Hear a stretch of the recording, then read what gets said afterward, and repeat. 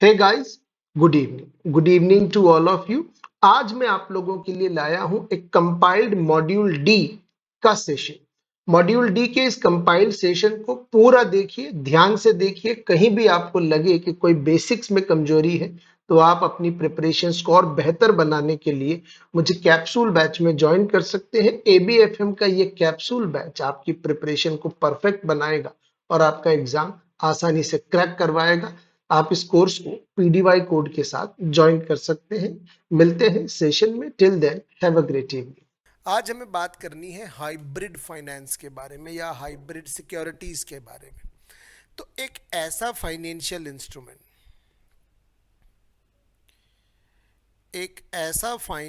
Instrument,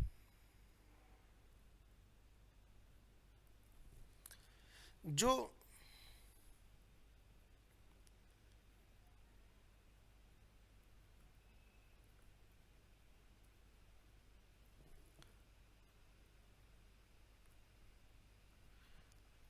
दोनों के गुण रखता हो, डेट और इक्विटी।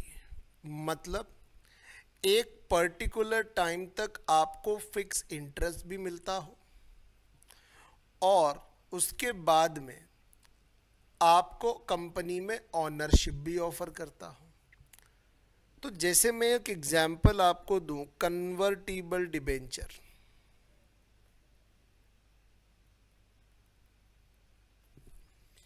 अब ये कन्वर्टिबल डिबेंचर जब तक डिबेंचर रहेगा तब तक इन्वेस्टर को फिक्स इंटरेस्ट देगा, और जब कन्वर्ट हो जाएगा इक्विटी शेयर कैपिटल में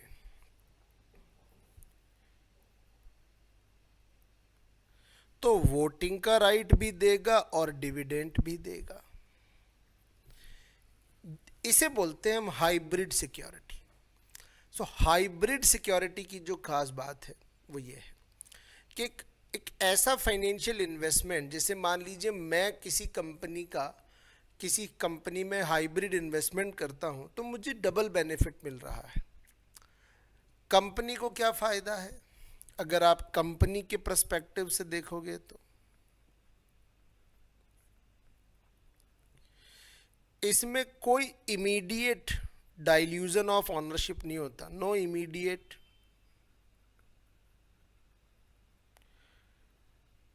ऑनरशिप डाइल्यूजन। तुरंत किसी को आपको इक्विटी देने की जरूरत नहीं है। कंपनी के लिए इसकी रिस्क कम है, लो रिस्क है, क्योंकि अगर कन्वर्जन के वक्त के पहले कंपनी ने अच्छा पैसा कमा लिया तो लोगों को उनका इन्वेस्टमेंट आप लौटा भी सकते हैं। ये हाइब्रिड सिक्योरिटीज़ के बारे में देखिए। सेशन लाइक आप सब लोग कर लीजिए फटाफट और बताइए हाइब्रिड सिक्योरिटी की डेफिनेशन समझने में कोई डाउट आपके मन में है तो बोलिए, बताइए फटाफट। सेशन को लाइक कर लीजिए और फिर बताइए। क्लियर? कुछ एग्जाम्पल हैं, जैसे प्रेफरेंस शेयर कैपिटल। अगर हम प्रेफरेंस शेयर कैपिटल के साथ कन्वर्टिबिलिटी का ऑप्शन लगा दें तो ये क्या बन जाएगी? Hybrid security. कन्वर्टिबल डिबेंचर की बात मैंने आपको बताई दी। वारंट्स क्या होते हैं? वारंट, जिसके पास भी किसी कंपनी का शेयर वारंट होता है उसको होता है right to buy specific number of shares of company in specific time. तो फिक्स टाइम पीरियड में बंधा हुआ होता है वारंट। हमेशा 2 साल 5 साल के अंदर अंदर आपको ये खरीद लेना होता है, मतलब इसको एक्सचेंज करा के आपको इक्विटी ले लेनी होती है। Right to buy specific number of shares of company in specific time at pre decided rate. सस्ती रेट पे मिल जाता है, वो रेट पहले से वारंट सर्टिफिकेट पे लिखी हुई होती है। और जब तक आप ये नहीं लेते हो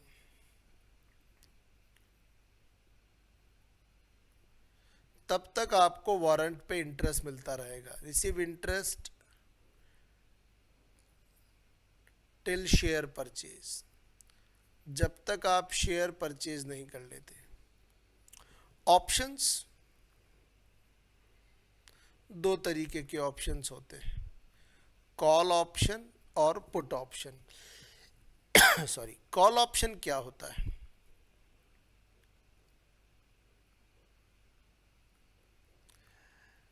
कॉल ऑप्शन होता है राइट टू रीपे अर्ली। मतलब अगर मैंने आपसे कोई लोन लिया है तो मैं जल्दी, 5 साल के लिए लिया था लेकिन मैं 3 साल में भी आपको रिटर्न कर सकता हूं। पुट ऑप्शन का मतलब क्या होता है?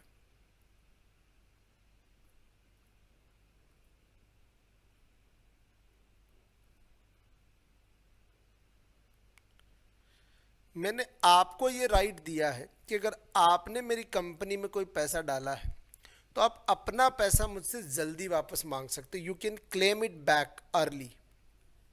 ठीक है। देन अब एक टॉपिक को थोड़ा डिटेल में हम और बात कर लेते हैं, वो है प्रेफरेंस शेयर कैपिटल। तो प्रेफरेंस शेयर कैपिटल के अलग अलग टाइप हो सकते हैं। जैसे पहला टाइप है कन्वर्टिबल प्रेफरेंस शेयर, इसे हम इक्विटी शेयर कैपिटल में कन्वर्ट कर सकते हैं। Non convertible preference share capital, इसे प्योर प्रेफरेंस शेयर कैपिटल भी बोलते हैं। मतलब ये किसी दूसरी नेचर की कैपिटल में कन्वर्ट नहीं होगी। रिडीमेबल, रिडीमेबल प्रेफरेंस के बारे में याद रखना, रीपेड आफ्टर फिक्स पीरियड, एक फिक्स पीरियड के बाद इसे रीपे कर दिया जाता है। यहां दो और बातें बड़ी इंपॉर्टेंट हैं। जो मैक्सिमम रिडम्पशन पीरियड होता है इंडिया में, वो less than equal to 20 years हो सकता है।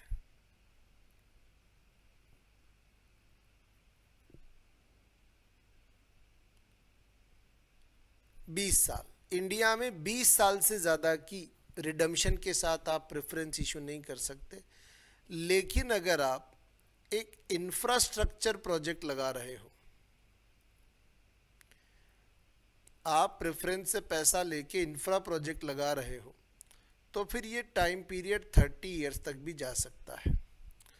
पर अगर हम इररिडीमेबल की बात करें, ये एक ऐसा प्रेफरेंस है जिसका पेमेंट सिर्फ वाइंड अप पे होगा, जब कंपनी बंद होगी। ये इंडिया में अलाउड नहीं है। ऐसे प्रेफरेंस इंडिया में बेचना अलाउड नहीं है जिनका रीपेमेंट ही नहीं होता। मतलब ये रीपे ही तब होंगे जब कंपनी बंद होती है। फिर प्रेफरेंस होते हैं जिनको कहते हैं पार्टिसिपेटिंग।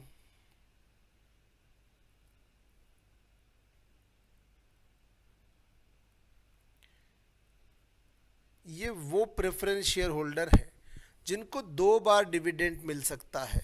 एक, प्रेफरेंस शेयर डिविडेंड तो मिलेगा ही मिलेगा, हर साल फिक्स है। प्लस जब भी कंपनी इक्विटी शेयर होल्डर्स को डिविडेंड देगी उसमें भी ये हिस्सा लेते हैं। इसीलिए, क्योंकि ये इक्विटी के साथ भी पार्टिसिपेट करते हैं, इसीलिए हम इन्हें पार्टिसिपेटिंग बोलते हैं। नॉन पार्टिसिपेटिंग, इन्हें सिर्फ प्रेफरेंस शेयर डिविडेंड मिलता है, इन्हें इक्विटी के साथ डिविडेंड शेयर करने का मौका नहीं मिलता। फिर एक होता है cumulative preference share capital. Cumulative preference share capital वो कैपिटल है जहां पे हर साल प्रेफरेंस पे जो डिविडेंड मिलता है, डिविडेंड को ऐड कर दिया जाता है इन वैल्यू ऑफ कैपिटल, कैपिटल की वैल्यू में जोड़ दिया जाता है इसे। और नॉन क्यूमुलेटिव की बात करें तो ये कैपिटल में नहीं जुड़ता, यहां पे डिविडेंड इज पेड सेपरेटली। मतलब ये हर साल जुड़ेगा नहीं, अलग से हर साल डिविडेंड आप लेते रहो। That is called what? Non cumulative.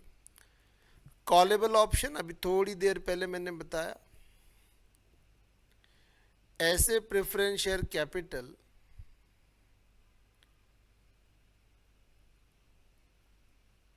जिसका रीपेमेंट किया जा सकता है, which can be repaid before maturity.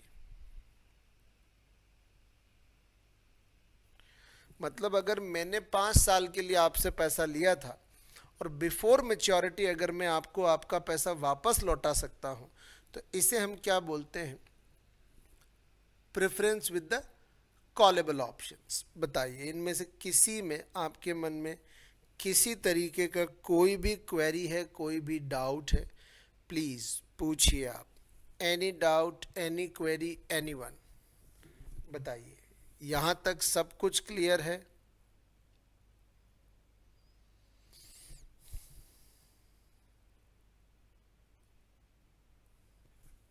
फिर कुछ क्वेश्चंस की बात करते हैं। इनमें से कौन सा ऑप्शन है जो कन्वर्टिबल डिबेंचर को सबसे बेस्ट तरीके से डिफाइन करता है? कन्वर्टिबल डिबेंचर्स को जो सबसे बेस्ट तरीके से डिफाइन करता है, वो ऑप्शन कौन सा है?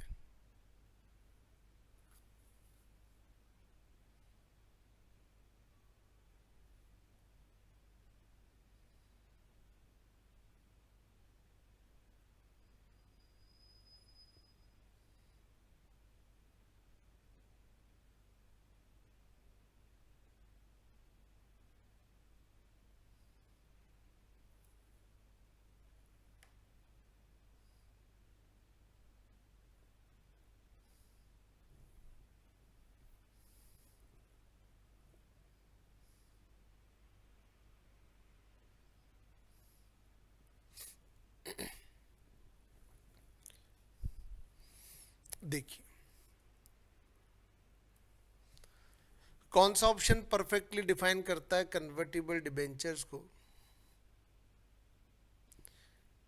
जहां पे होल्डर ऑफ द डिबेंचर के पास ये राइट है कि वो इसे किस में कन्वर्ट करा सकता है? इक्विटी शेयर कैपिटल में कन्वर्ट करा सकता है।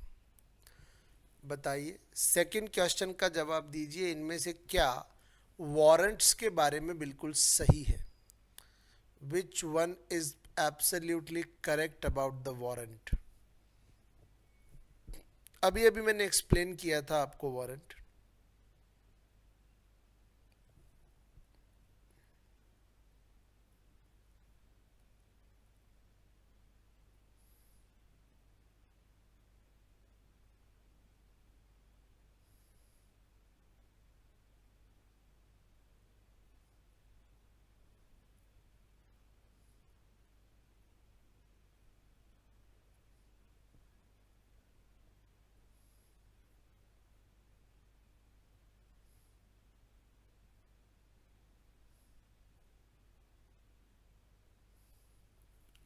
देखिए, जब हम वारंट की बात करते हैं तो वारंट क्या देता है? जिसके पास वारंट सर्टिफिकेट है वो right to purchase number of shares देता है फिक्स प्राइस पर फ्यूचर में। प्री डिसाइडेड प्राइस पर कुछ नए नंबर ऑफ शेयर्स खरीदने का हक आपके हाथ में ये वारंट सर्टिफिकेट देता है। बताइए, थर्ड क्वेश्चन का जवाब दीजिए। Question number third.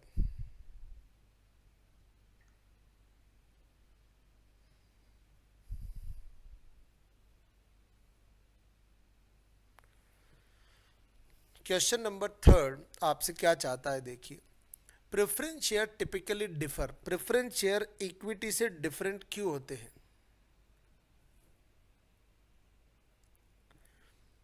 Preference share जो हैं वो इक्विटी से अलग क्यों है? Why it is different from the equity? बहुत बढ़िया, फैंटास्टिक। प्रेफरेंस शेयर्स की खास बात क्या है कि इन्हें जो है हमेशा डिविडेंड पहले मिलेगा, इक्विटी के पहले। इनको प्रायोरिटी होती है, इसीलिए इनके नाम में ही प्रेफरेंस है। बताइए, एफसीसीबी की खास बात क्या है? बिल्कुल ज्योति जी, सही जवाब है आपका, एब्सोल्युटली करेक्ट। बताइए, एफसीसीबी की फीचर, एफसीसीबी का की फीचर क्या है? मेन फंडामेंटल कॉन्सेप्ट क्या है एफसीसीबी का?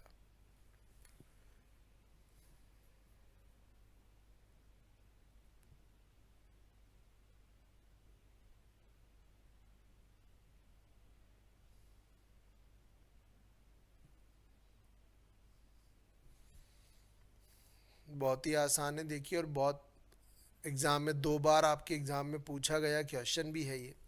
सिंपल सी बात है, एक इंडियन कंपनी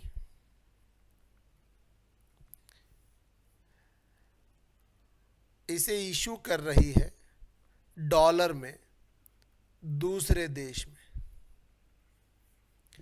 ये इन्वेस्टर अगर चाहे तो ड्यू डेट पर इसे कन्वर्ट करा सकता है रुपए में डिनोमिनेटेड शेयर्स में। सो बिल्कुल सही है आपका जवाब, C is absolutely correct answer.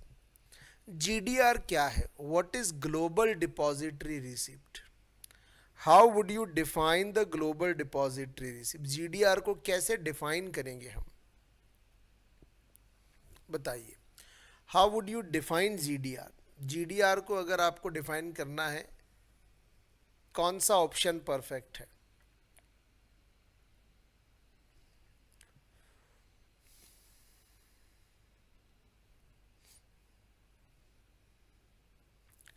देखिए, ग्लोबल डिपॉजिटरी रिसिप्ट अल्टीमेटली एक फाइनेंशियल इंस्ट्रूमेंट है। बिल्कुल ज्योति जी, सही जवाब है। ये एक ऐसा फाइनेंशियल इंस्ट्रूमेंट है जो इंडियन कंपनी को ये मौका देता है कि वो अपने शेयर्स को इंटरनेशनल मार्केट में इशू करके वहाँ से फंड रेज कर सके। तो जब एक इंडियन कंपनी अपने शेयर्स दुनिया में दूसरे देशों में बेचती है तो वहाँ पर उसे जीडीआर या ग्लोबल डिपॉजिटरी रिसिप्ट के नाम से जाना जाता है। चलिए, आज हमें बात करनी है स्टार्टअप के बारे में और कुछ कंसेप्चुअल बातें हम समझते हैं कि अगर आप इंडिया में स्टार्टअप इंडिया प्लान में, एक स्कीम है गवर्नमेंट की,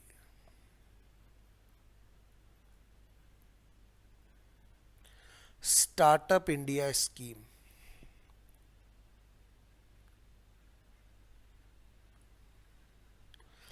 अगर आप इस स्टार्टअप इंडिया स्कीम में रजिस्टर्ड हो जाते हो तो गवर्नमेंट आपको क्या क्या सपोर्ट देगी? एक तो आपको टैक्स इंसेंटिव्स मिलेंगे, मतलब टैक्स माफ हो जाएगा आपका पूरा। आप कोई ट्रांजैक्शन करोगे तो उस ट्रांजैक्शन पर भी आपसे टैक्स कलेक्ट नहीं किया जाएगा। गवर्नमेंट आपको पैसा भी देगी, फंडिंग देगी, सपोर्ट देगी फंडिंग का। कैपिटल गेन टैक्स एग्जम्प्ट हो जाएगा, मतलब अगर आप स्टार्टअप चलाने के लिए कोई एसेट बेचते हो या आप अगर मान लीजिए अपनी इक्विटी बेचते हो, इक्विटी बेचकर अगर आप पैसा लेते हो तो इन केसेस में भी आपको टैक्स सरकार नहीं लेगी। प्रायोरिटी ट्रीटमेंट मिलेगा आपको, आपको पहली प्रायोरिटी मिलेगी। You will have the first priority. Government जब भी पब्लिक प्रोक्योरमेंट करेगी, पब्लिक प्रोक्योरमेंट का मतलब होता है सरकार जब भी मार्केट से अपने कामों के लिए, गवर्नमेंट जब अपनी चीज़ों के लिए मार्केट से जब भी पैसा उठाएगी तो पब्लिक प्रोक्योरमेंट में पहली प्रायोरिटी दी जाएगी स्टार्टअप्स को। इन सब के अलावा शुरू के लगभग 5 सालों तक गवर्नमेंट आपको इंस्पेक्शन से दूर रखेगी, मतलब गवर्नमेंट एजेंसीज को इंस्ट्रक्शन होंगे कि ये नया नया स्टार्टअप है, अभी इनको अपने हिसाब से काम करने दो, इंस्पेक्शन वगैरह में आप इन्हें परेशान मत करो। पेटेंट की जब आप फाइलिंग करोगे तो पेटेंट की फीस पर 80% का आपको क्या मिलेगा? डिस्काउंट मिलेगा। 50% फीस जो है आपको क्या हो जाएगी? रिबेट मिल जाएगी ट्रेडमार्क फाइलिंग में। बताइए, यहाँ तक बताइए, पहले किसी तरीके की कोई क्वेरी है? वॉइस लो है, 1 सेकंड दीजिए मुझे, मैं चेक कर लेता हूँ वॉइस को लेके कोई प्रॉब्लम है तो। बाकी लोग भी बताएं एक बार।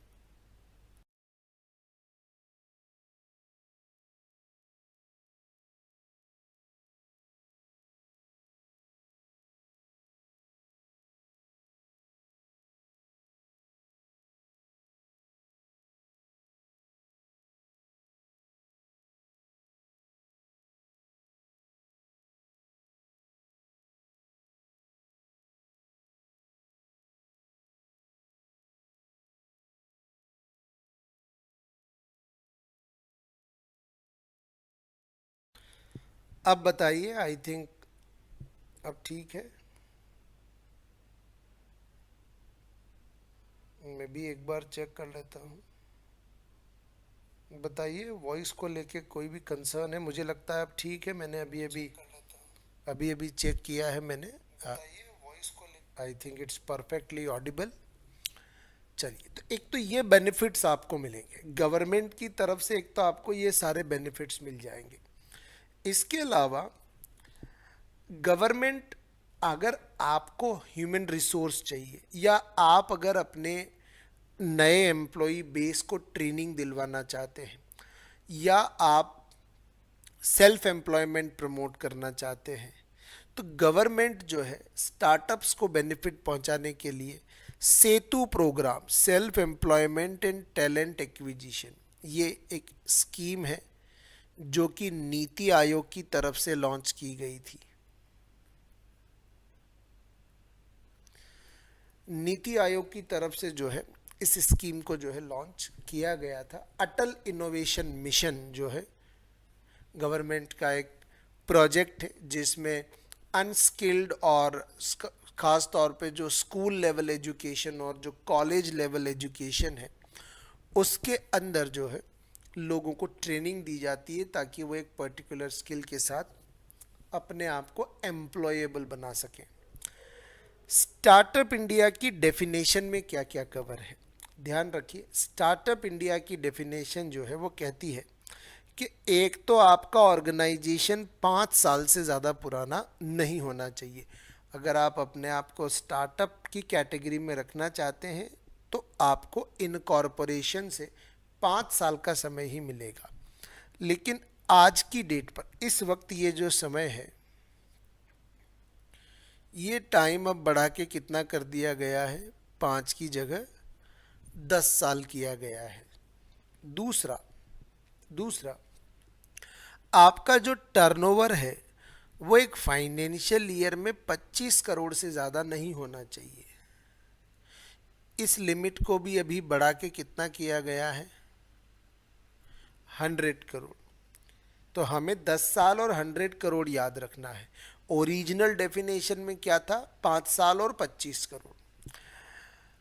आपका जो प्रोजेक्ट है, स्टार्टअप जो है वो कुछ इनोवेटिव करता हो, इकोनॉमिक डेवलपमेंट में मदद करता हो, कोई नई टेक्नोलॉजी के डिप्लॉयमेंट पे काम करता हो, और जो भी आप बनाते हो वो कमर्शियल होना चाहिए, वो सेलेबल होना चाहिए। अगर इन चीज़ों का आपके बिजनेस में कंपोजिशन अवेलेबल है, इस कॉम्बिनेशन के साथ अगर आप एक बिजनेस शुरू कर रहे हो, तो स्टार्टअप इंडिया स्कीम में आपको मिलने वाले बेनिफिट्स मिल जाएंगे। ये मैंने अभी अभी आपको बताया, 10 साल का टाइम मिलता है और जो टर्नओवर की लिमिट है वो अब 25 से बढ़ा के कितनी कर दी गई है, 100 करोड़। एक स्टार्टअप नॉर्मली किन चैलेंजेस से गुजरता है? सबसे बड़ा प्रॉब्लम तो ये है कि वो, क्योंकि वो नया है, वो मार्केट की चीज़ों को नहीं जानता, तो एक तो प्लान करने में फेल हो जाता है। दूसरा, उसके एक्सपेक्टेशंस बड़े अनरियलिस्टिक होते हैं। वो सोचता है कि मैं तो शुरू के 4-5 साल में ही जो है 1000 करोड़ की कंपनी बना लूँगा।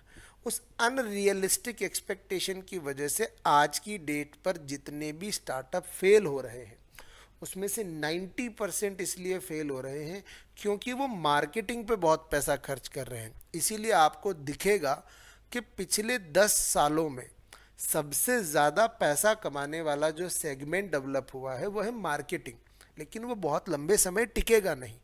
मार्केटिंग सेगमेंट से जो लोग इस वक्त पैसा कमा रहे हैं क्योंकि इस वक्त उनकी डिमांड बहुत है, लेकिन सूनर और लेटर हर बिजनेसमैन को ये समझ में आ जाएगा दैट मार्केटिंग भी आप तब कर सकते हो जब आपके प्रोडक्ट में दम है। सिर्फ मार्केटिंग के दम पे आप ज़्यादा लंबे समय तक नहीं चल सकते। ये 2 बड़ी प्रॉब्लम जो एक स्टार्टअप को फेस करनी पड़ती है।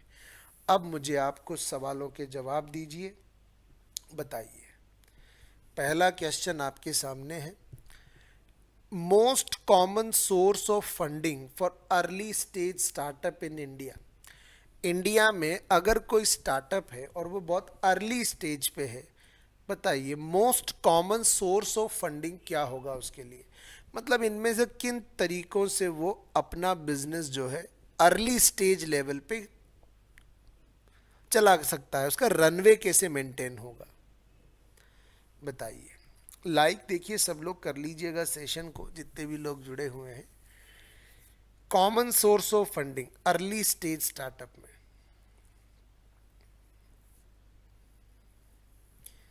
एक अर्ली स्टेज स्टार्टअप को कॉमनली पैसा कहाँ से मिलेगा? अभी नया नया ही है, अभी बिजनेस आइडिया आपके दिमाग में ही है, अभी आपने कुछ उसको मटेरियलाइज नहीं किया, उसको अभी आपने प्रेजेंट नहीं किया है, अभी अभी कोई मार्केट प्रोडक्ट मार्केट फिट अभी आपको नहीं मिला है, उस केस की यहाँ बात हो रही है। बहुत बढ़िया। क्राउड फंडिंग उसे हम बोलते हैं। क्राउड फंडिंग का मतलब होता है फ्रेंड्स एंड फैमिलीज। आप अपने आसपास के जो फ्रेंड्स एंड फैमिलीज हैं उनसे आपको पैसा शुरुआत में मिल जाता है। Crowd funding is the correct answer. नहीं तृप्ति, पहले तुमने सही जवाब दिया था, फिर तुमने गलत कर दिया उसे। चलिए देखो, कौन सा गवर्नमेंट इनिशिएटिव है इंडिया में जो फंडिंग एंड सपोर्ट प्रोवाइड करता है स्टार्टअप्स को?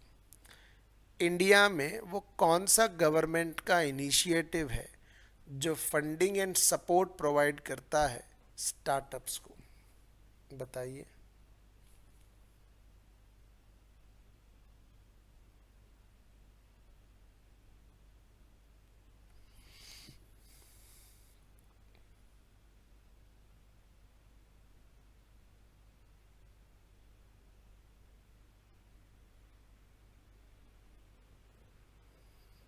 बहुत बढ़िया।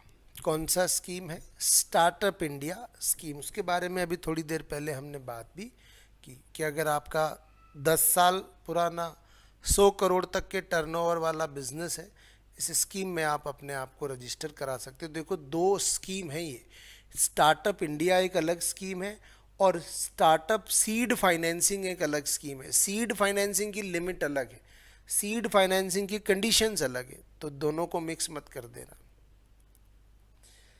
बताइए, स्टार्टअप में सीड राउंड का मतलब क्या है? ध्यान से पढ़िए ऑप्शंस को और बताइए कि स्टार्टअप में सीड फंडिंग राउंड का मतलब क्या है। What is the purpose of a seed round of a funding for a startup?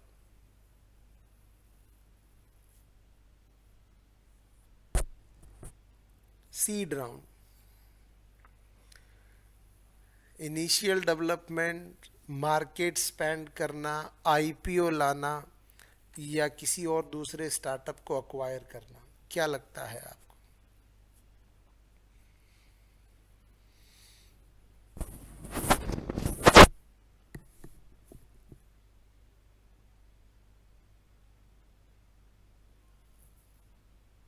बताइए।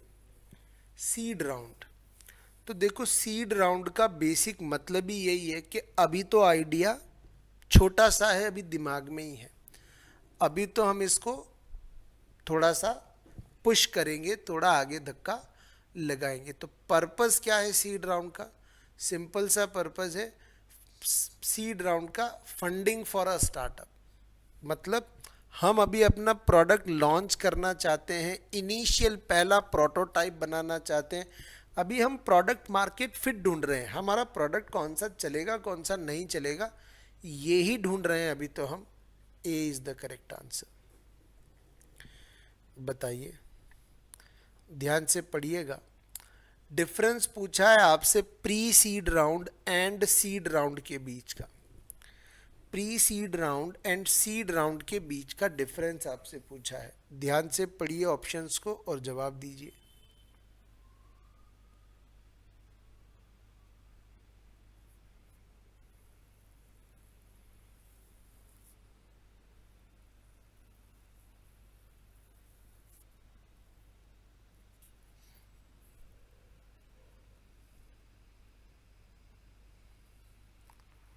ट्राई करो। कुछ ऑप्शंस हैं जो कंफ्यूजन पैदा करेंगे आपके दिमाग में, तो थोड़ा सा लॉजिकल सोचिएगा, लॉजिकल अंडरस्टैंडिंग